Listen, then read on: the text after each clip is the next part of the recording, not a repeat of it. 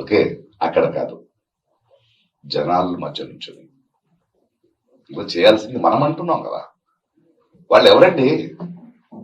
వాళ్ళ సెక్యూరిటీ, వాళ్ళ భోజనం, వాళ్ళ కారు, వాళ్ళ ఆఫీసెస్ మా డబ్బు. అగ్గి పెట్టి మ్యాచ్ బాక్స్ తీసుకున్న ట్యాక్స్ కట్టి దేశం నడుపుతున్నాం. మన డబ్బుని చూసుకోండి నేను చెప్తున్నాం. So being the voice of the people is the right politics and I'm happy with this politics. Sir, వరుస ఎన్కౌంటర్లు జరుగుతున్నాయి నక్సల్స్ మీద, వరుసగా చంపుకుంటూ పోతున్నారు. అంటే కొన్ని ఫేక్ ఎన్కౌంటర్స్ కూడా ఉన్నాయనేది ఇప్పుడు అటు వామపక్షాలు కానీ ఇతరులు ఆరోపిస్తున్నటువంటిది. అసలు అంటే కేంద్రం తీసుకున్నటువంటి నిర్ణయం గురించి ఏమనుకోవాలి? మూమెంట్ తగ్గినా కూడా ఈ వరుస హత్యలు దీని మీద ఏమంటారు? ఎవరిని ఎన్నుకున్నారు మీరు? హంతకుడిని ఎన్నుకున్నారు. ఆడిగది వేటాలి, అంతే కదా.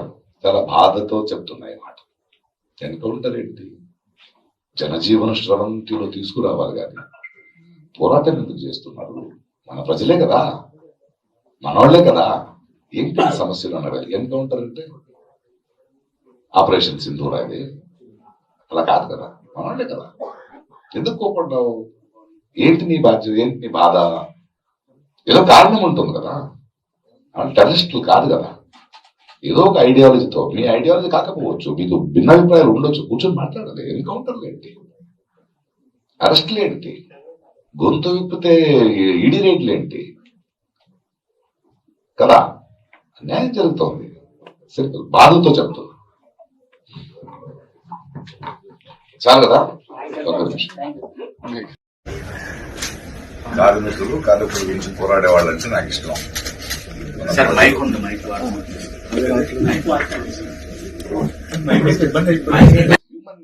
మనిషి వికాసంలో ఇంత క్రౌర్యాన్ని, ఇంత అన్యాయాన్ని భరించలేదు.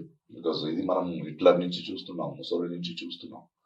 అక్కడి నుంచి ఇతిహాసం నుంచి మనం పాఠం నేర్చుకోవాలి తప్పితే ఇంకేముంది. అండ్ ఎప్పుడు దాకా ప్రజలకి ఇది నా దేశం, రాజకీయం చేయాల్సింది నేను, వాళ్ళు కాదు, వాళ్ళు మాకు భిక్ష చేయట్లేదు అని మనకి అర్థమవ్వదు, అప్పుడు దాకా ఇలా ఉంటుంది.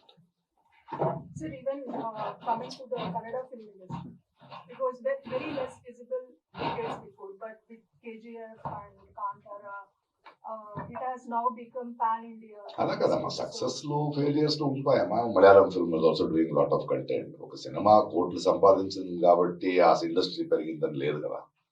It is one of its kind. అలా అంటే గ్రోత్ ఇస్ మారాలి కదా. దాన్ని ఎలా సస్టైన్ చేస్తారనేది వచ్చే సినిమాలు చెప్తారు. To the next generation, younger generation who has brought it. దొంగతనం తప్పు కదయా, ఎవరిదైతే ఏంటి. దొంగతనం తప్పు, దొంగే. ఇటీవల కాలంలో చూసుకుంటే కొత్త సినిమాలకు ధరలన్నీ కూడా పెంచుతున్నారు, ధరల భారం పెరుగుతుందని చెప్పి చూడకండి సినిమాలు చూడండి. అలాగా ఎవడు వ్యాపారం వాడిది. ఓకే, ఇప్పుడు దొంగ కూడా చేస్తున్నా అంటే ఆడు హీరో ఎలా అవుతాడండి? అవును, ఒక పెద్ద దొంగే మహాప్రభు అయ్యాడు ఈ దేశానికి. అలా అని అందరూ దొంగలే ఏమవ్వాలి దేశం.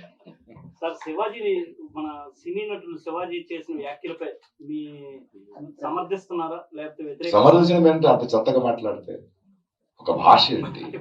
ఆడవాళ్ళంటే ఏమనుకుంటున్నారు మీరు? మీలో ఉన్నదే బయట వస్తుంది. అదేంటా మాటలు, అదేంటా అహంకారం, అదేంటి ఆడాళ్ళని ఈడతారని. ఇవాళ ఆడవాళ్ళకి అన్యాయం ఎవరి నుంచి జరుగుతుంది? మగాళ్ళే కదా, తరతరాలుగా మనమే చేస్తున్నది కదా. మీరు ఒక వేదిక మీద మాట్లాడుతున్నప్పుడు మీకు ఉండాలి.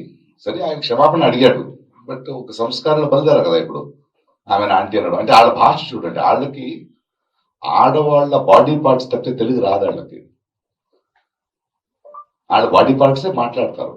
వాళ్ళు ఎంత సంస్కారాలు అనుకుని మాట్లాడుతున్నా అంత అసహ్యం. అది అనసూయ గారిని, అనసూయ లాంటి వాళ్ళని నేను సపోర్ట్ చేస్తాను. ఆడవాళ్ళని సపోర్ట్ చేయాల్సింది మా బాధ్యత, మా కర్తవ్యం. అది శివాజీ గారు కానీ ఎవరు కానీ ఒక వేదిక మీద మాట్లాడేటప్పుడు ఒళ్ళు దగ్గర పెట్టుకుని, మీకు ఒక వేదిక ఎందుకు ఇచ్చారు? మీకు భిన్నాభిప్రాయాలు ఉండొచ్చు. భిన్నాభిప్రాయాలు ఎలా చెప్పాలి? ఏ మాటలతో చెప్పాలి? భాష అది, తెలుగు భాష అది కాదు కదా. ఆయన ఇప్పుడు సారీ చెప్పాడు, బట్ మిగతా వాళ్ళు వదలరు.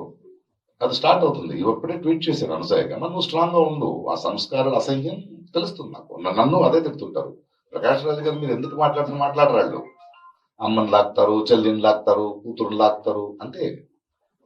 వాళ్ళ బ్రెయిన్ ఎక్కడుందో అక్కడే మాట్లాడతారు వాళ్ళు. ఖచ్చితంగా శివాజీ గారు చెప్పింది తప్పు.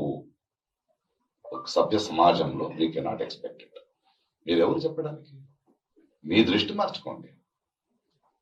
గిల్లేది ఎవరండి అమ్మాయిని? ఆడవాళ్ళ? మగాళ్లే కదా.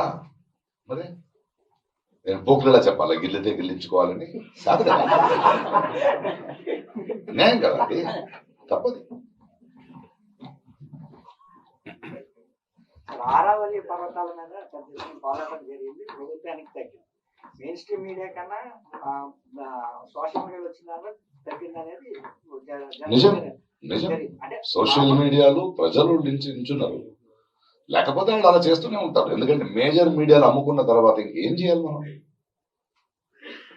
ఏం చేయాలి? They are so many youngsters, YouTubers నిజంగా ప్రామాణికంగా పనిచేస్తున్నారు. సోషల్ మీడియాలో వల్ల చెడు ఎంత జరిగిందో అంత మంచిది కూడా జరుగుతోంది. They are creating awareness among people. ఆ పోరాటం జరగకపోతే అంటే మళ్ళీ అలాంటి పోరాటాలు గెలిచేటప్పుడు పోరాటానికి ఒక చైతన్యం వస్తుంది కదా.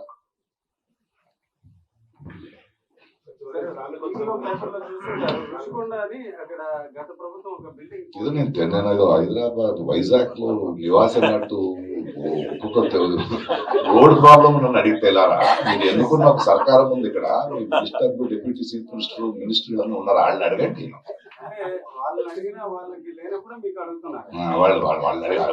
వాళ్ళే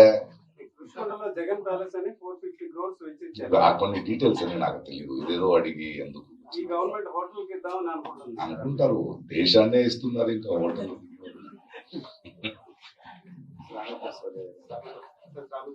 శ్రామికోత్సవం చాలా ఇంపార్టెంట్ ఇలాంటి సభలు.